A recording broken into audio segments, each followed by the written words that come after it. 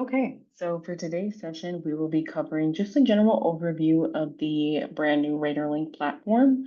For those of you that may not be aware, the RaiderLink platform has been updated. So the previous RaiderLink housed a lot of our student management system as well as budget processing for some of our departments. Um, that has been sort of transformed and merged with our Rutgers University Newark app. Um, the new app will now be named RaiderLink going forward. But essentially, the new platform combines a lot of the information and resources that existed in our Rutgers Newark app and merging them with a lot of the student functionality that existed in the RaiderLink platform. So the new and improved RaiderLink is finally here. Today we're going to do a overview of just the web-based platform. We'll do it another overview when the app is available. But for now, we'll walk you through the homepage and then some of the menu items over here, as well as in the left-hand menu.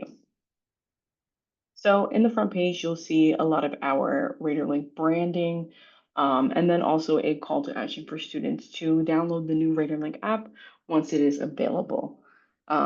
Again, RaiderLink is sort of students and faculty and staffs all in one campus hub.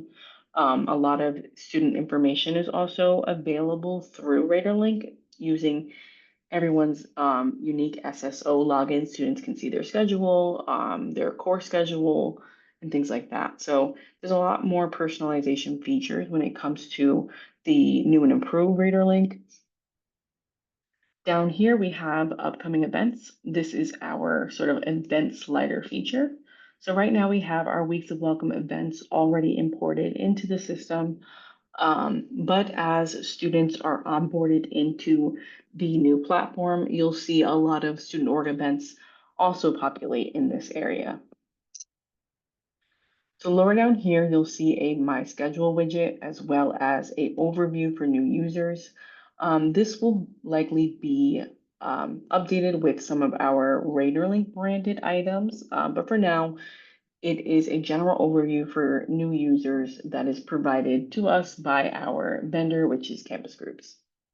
And on this side, you have the My Schedule widget. So any events that students register for, RSVP for, will be listed in this section, basically making it easier for folks to remember that they have certain events coming up and just making it generally easier for the attendance piece. Down here we have campus resources. To provide a little bit of context of this area is reflective of our most popular resources that existed in the Rutgers Newark app. So you'll see a lot of that reflected in this space, like crisis support and campus resources, dining, campus map information, parking, and transportation. This is especially useful for a lot of our new and transfer students. And then on this side right here, you'll see links out to the My Rutgers portal as well as the My Run One Stop. In this section right here, you'll probably see a bit of an edit. We are currently modifying the home page. So this section will get pulled out to create more of a student-centric experience when it comes to prompting them to join clubs. So this section will actually be moved over to where underneath the academic resources section. So it'll look very similar to our build out in this section, but we'll go over that when we get to that space.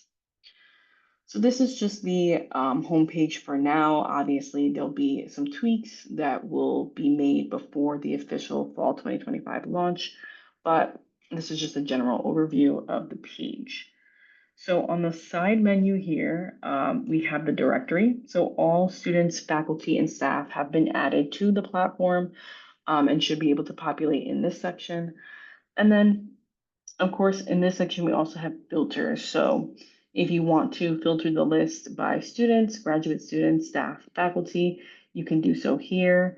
Year of graduation, if they are, if students have particular interests, students can look up that information. So it is very robust in terms of what you can do on the filtering side of things. Then in this section, we have the ID card. So if for whatever reason you are hosting an event and you are scanning people in, you can utilize the ID card feature for the folks that are coming into your event. But more than likely, you'll probably have a QR code posted at your event to process that check-in piece, and students will be able to check in to any of your events from their cellular device or from the mobile app.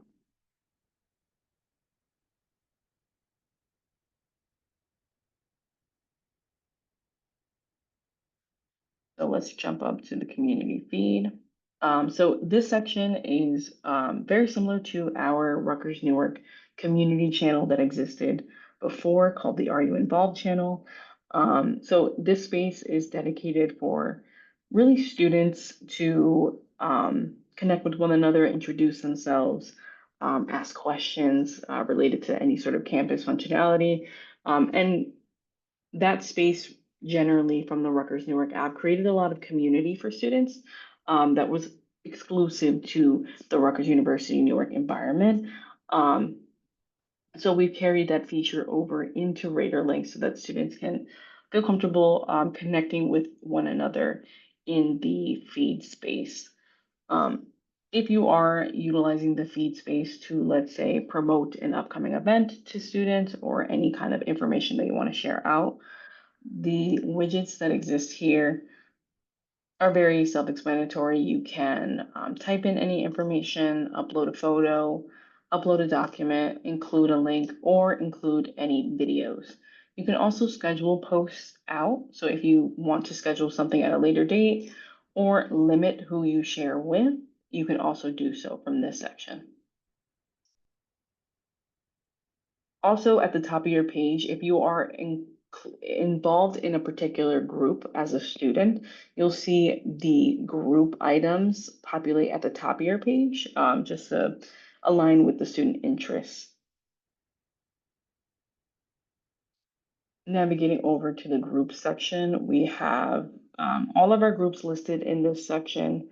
So all of our student organizations, graduate student organizations, as well as RA areas and departments. What I like about this area is you can also filter your group categories, or if students are, interested in joining a particular group that maybe aligns with a cultural mission of theirs, they can select this area to just exclusively look at some of the cultural leading organizations. Then back into this section, let's go over here. Leaderboard, we won't necessarily be utilizing this feature a lot for the initial semester launch, but just to kind of give you guys some overview on this section, this will provide folks with a overview of, I guess, who is the most active in the platform. So every time you make a particular action, like creating an event, becoming an officer of your department, you'll start collecting points and show up in the user leaderboard area. This is a great way to also build upon gamification for the platform. But again, this is a section of the platform that we are still sort of working on the tweaks to see how we are going to be implementing this as a unique feature for students to look into as the initial semester launch sort of progresses. In this section, definitely important for our first year and transfer students is the campus map. So that will open up all the campus site locations, including like dining, buildings, and IT service centers. Also, when you do click on a particular space, students will have access to look up the Google directions in this space. So if they're on the mobile or on the web version, they'll be able to populate the Google Maps directions. Departments and services. So to reduce confusion with departments and services getting lumped into our general groups, we created a column just for departments and services. So you'll see here most of the Division of Student Affairs units, um, as well as some additional academic or OIT areas. You'll also be able to filter in this section some of the just general categories that each of the department pages are in. So like I discussed before, the academic resources section, the student life section is going to look very similar, but the academic resources section was pulled over from our Rutgers University Newark app. So a lot of that information was carried over from our pre-existing space. So you'll have advising information, undergraduate and graduate school program information, as well as some services that are provided on the campus level, and then information around our academic integrity policy. Also beneath here, we won't go into detail on these areas, but generally for all unique users of the platform, you'll see information populated specific to each student, staff, and faculty member that are in the space. So any of my events that are populated, I can easily access from the left menu. My schedule, so if I am a student and I do have classes, that will populate in that section as well. See my group, so anything I'm a part of, and then so on and so forth. We'll definitely get into some of these items at a later date, but for now, we're just going to do some of the simple overview items. Moving over to the top menu, we do have groups again in this section. What I like about this particular area is that you can easily just pull down the drop down. So if you're looking for a particular organization, you can easily search from the home page or any page that you are on.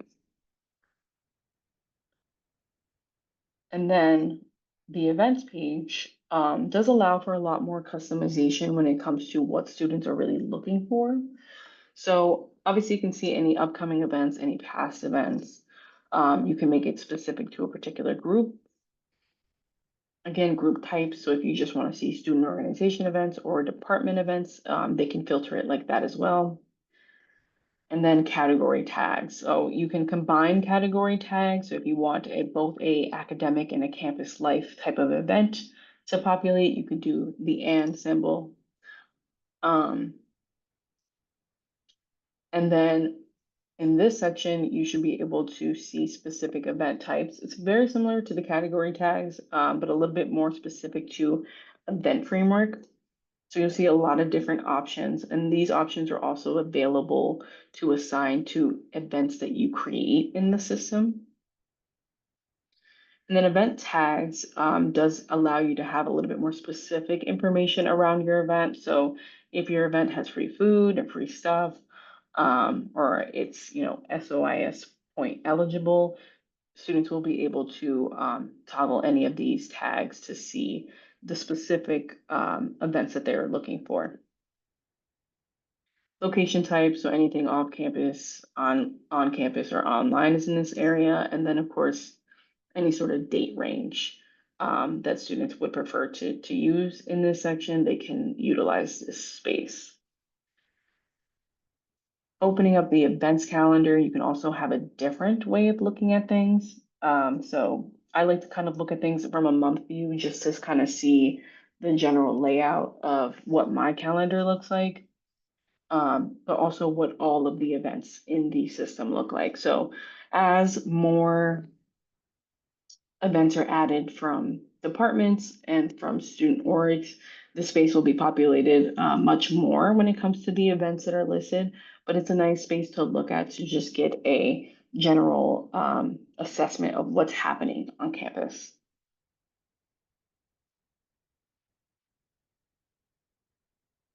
So that's the events feature. The last feature that I wanted to talk a little bit about was the test chat area, or the chat area rather.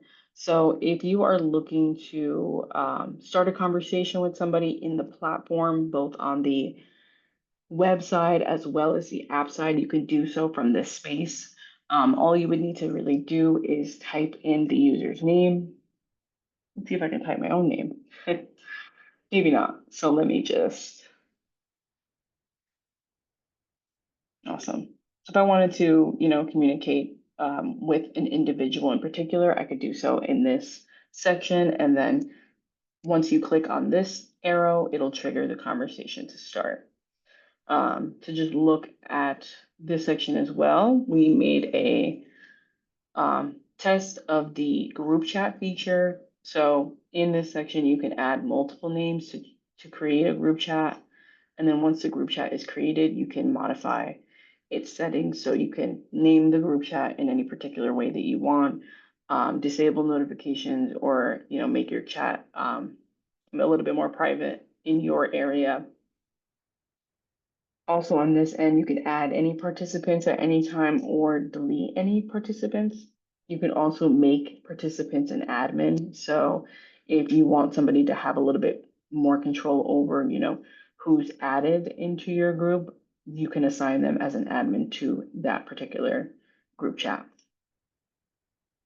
This one is any sort of files that are posted in the chat will populate here. Same here with images. And then of course, you can search any keywords in the group chat just to populate any of the content that would be relevant to those keywords.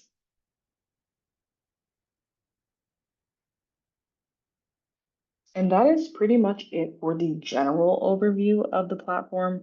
We'll definitely do a more deep dive later on in the semester, but these are just some of the key areas that I wanted to highlight and just walk through with you all, both on a staff level, but also from a student level perspective.